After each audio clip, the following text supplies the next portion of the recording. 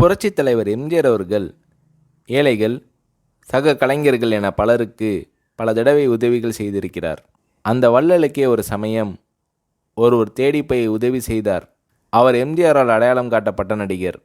எம்ஜிஆர் அவர்களை வைத்து தாவரிசையில் படங்களை தயாரித்த சின்னப்பா தேவர் தான் அவர்.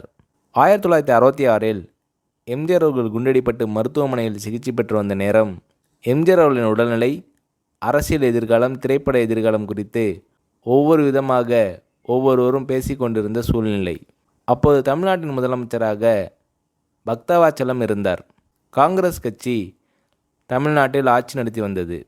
மருத்துவமனையில் எம்ஜிஆர் அவர்களை பார்க்க வருகிறவர்களை போலீஸ் கண்காணித்து வந்த நேரம், தனக்கு ஒரு காலத்தில் உதவிய எம்ஜிஆர் அவர்களை சின்னப்பா தேவர் அடிக்கடி மருத்துவமனையில் சென்று பார்த்து எம்ஜிஆர் அவர்களின் நெற்றியில் திருநீர் பூசி ஆறுதல் கூறி வந்தார். ஒரு நாள் ஒரு பெருந்தொகையை எம்ஜிஆரிடம் கொடுத்து, முருகா, நான் அடுத்து எடுக்கவிருக்கும் 3 படங்களில் நீங்கள்தான் கதாநாயகன், அதற்கான முன்பணம்தான் இது என்று கூறினார் சின்னப்பா தேவர். தேவர் அவர்களின் இந்த செயல் எம்ஜிஆர் அவர்களை கண்கலங்க செய்தது, நெகிழ வைத்தது.